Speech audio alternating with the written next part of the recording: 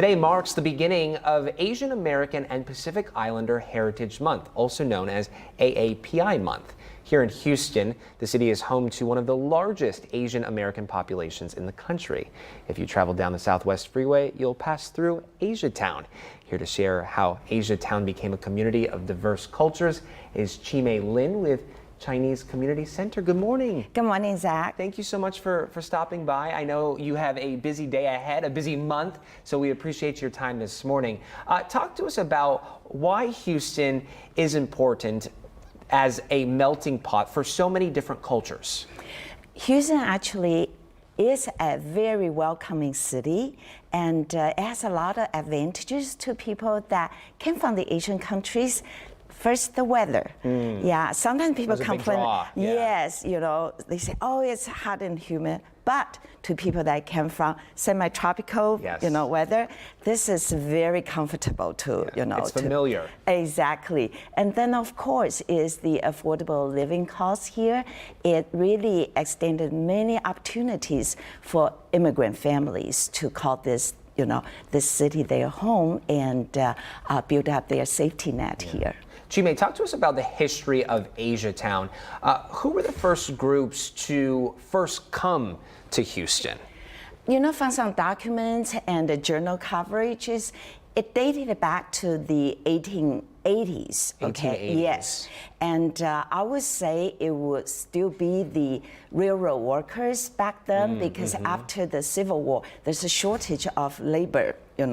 So about 250 Chinese men, they came from California, and they joined the Houston and the Texas Central Railroad Company.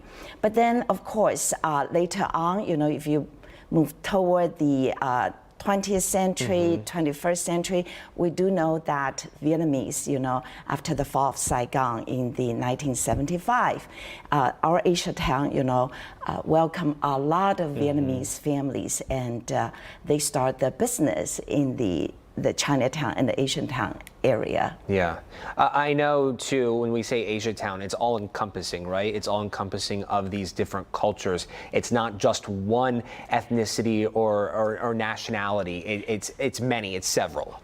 That's very true because, you look at, Asian countries, we don't have a universal language. So, in Houston, especially the Asiatown area, you see business with Vietnamese, eateries, Chinese restaurants, and we have a lot of small business catering to, Japanese Americans, and you see Korean population also kind of, centered into that neighborhood, and the South Asian. The Indian, remember, we have Southwest Management District, that's Chinatown District, International District outside of Beltway 8. That basically is pretty much focused on the Vietnamese American business. And there's a Gandhi District. So it's very diverse, as you mentioned. And if you're looking to the restaurants, you will see Malaysian, Korean and Japanese, you name it. We have them all. So many wonderful restaurants. I spent time during my career in Minneapolis. I lived there for a little more than 2 years. And Minneapolis is home to one of the largest Japanese and Hmong populations. Hmong population, yes. Do we have Hmong people here throughout Houston? It's a smaller community, and we see more Hmong coming from Minnesota in recent Probably years. The weather. I think so. Yeah, right? Yeah. Talk to us about the growth Asiatown has seen throughout the past several decades here in Houston. If you still remember the old Chinatown, which is east of downtown, East of downtown? East of downtown, that's what we call Old Chinatown. Wow. Yes, the Bel Air is what we call the new Chinatown. And then with the recent years' growth, right, it became Asiatown. Yeah. With all the diversity, and the opportunity, small business. So in the recent years, I would say from the Greater Houston partnership data, they say the Southwest Houston has the most high volume of business transactions and the small business, a lot of service business and the banking, the doctor's office, and let alone, hotels, food service, right? It just create a so vibrant community in the Asiatown neighborhood.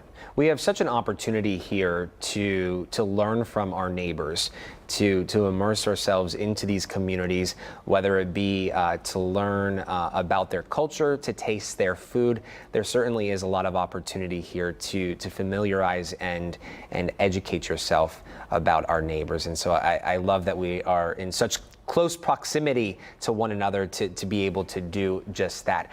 For folks wondering how they can participate in AAPI month, what are ways to get involved? I know there are a lot of ways to celebrate. However, we would like to promote the culture understanding part. So, for example, at the Chinese Community Center on May 18th, we're gonna have a concert, and we invited the North American Youth Chinese Orchestra there. A group of high schoolers, they're gonna play Chinese instrument and showcase the beauty of our traditional classical music. But also on May 20th, the Japanese American National Museum produced a live performance presentation documenting the World War II Japanese American soldiers in the World War II. So we really want to invite the Houstonians to, take this opportunity to understand the culture and the contribution of Asian Americans. Yeah, we're all neighbors. We're all making this city thrive. We appreciate you, Chi-mei Lin, for coming in this morning. Thank you so much for your time. Thank you for the opportunity.